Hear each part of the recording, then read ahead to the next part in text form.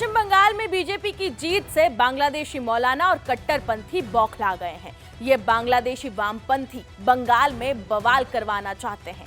बांग्लादेशी कट्टरपंथी लगातार बंगाल में हिंसा बढ़ाने की साजिश में लगे हुए हैं। बांग्लादेश के जिहादी नेता बार बार ऐसे बयान दे रहे हैं जिससे बंगाल के मुसलमान भड़क जाए और सड़कों पर हिंसा करने लगे। अब आप खुद ही सोच लीजिए, ममता के जाने से ये कितने दुखी हैं कि ये चवन्नी छाप मौलाना और वामपंथी अपना मानसिक संतुलन खोते हुए भारत के खिलाफ धमकी दे रहे हैं। अब बांग्लादेश का कट्टरपंथी मौलाना इनायतुल्लाह अब्बासी खुलेआम बीजेपी को धमकी दे रहा है। ये बोल रहा है कि अगर पश्चिम बंगाल में एक भी मुसलमान को कुछ हुआ तो हिंदुओं का ये कत्लेआम शुरू कर देगा।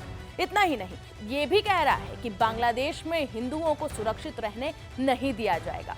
इसका पूरा बयान हम आपके सामने एक एक शब्द डिकोड करके बताएंगे। साथ ही हम ये भी खुलासा करेंगे वीडियो में कि आखिर इनके अंदर इतनी नफरत अचानक से कैसे बाहर आने लगी।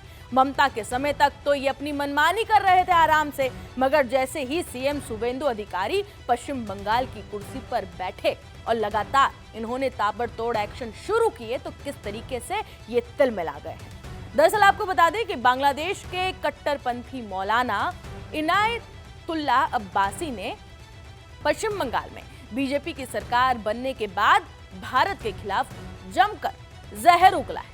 उसने ये कहा सरेआम वीडियो में कि अगर पश्चिम बंगाल में मुसलमान सुरक्षित नहीं है तो बांग्लादेश में हिंदुओं को भी सुरक्षित रहने नहीं दिया जाएगा, हिंदुओं का कत्लेआम शुरू हो जाएगा।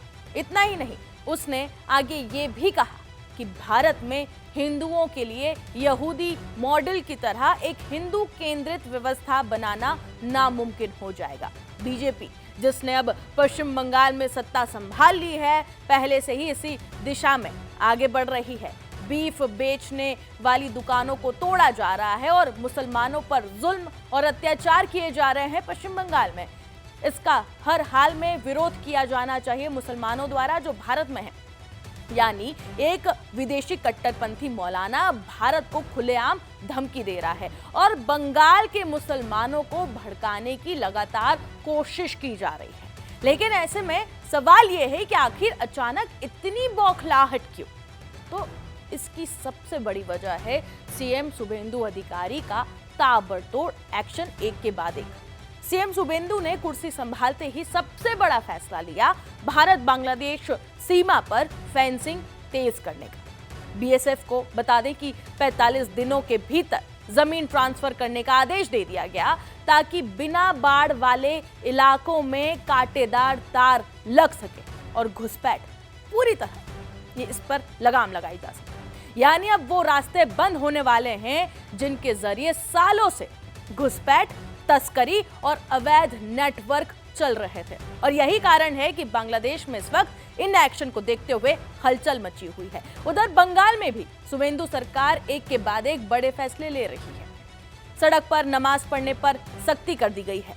अवैध लाउड स्पीकर पर कार्रवाई शुरू हो गई है। अवैध मदरसों की जांच की जा रही है। बुलडोजर एक्शन शुरू हो चुका है। और अब एक नया फैसला वंदे मातरम को लेकर सीएम शुभेंदु ने साफ संदेश दे दिया है कि सरकारी कार्यक्रमों और सार्वजनिक आयोजनों में वंदे मातरम का सम्मान हर हाल में होगा।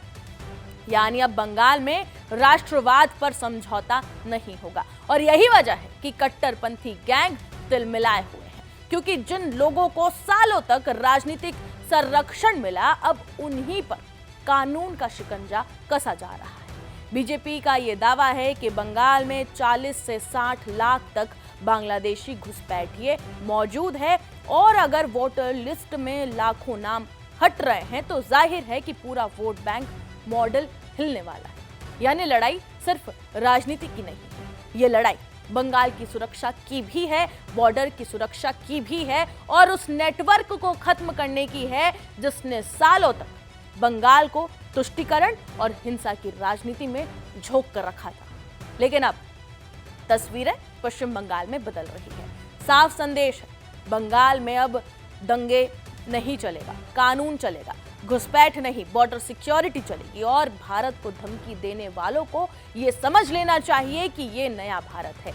यहाँ जवाब सिर्फ शब्दों से नहीं, सीधे एक्शन से दिया जाता है और ये अब शुरू हो चुका है और इसी वजह से बांग्लादेशी कट्टरपंथी बौखलाए हुए हैं। इस पूरी रिपोर्ट पर आपकी क्या राय है कमेंट सेक्शन में जरूर बताएं और बाकी तमाम खबरों के लिए जुड़े रहे जी न्यूज़ के साथ।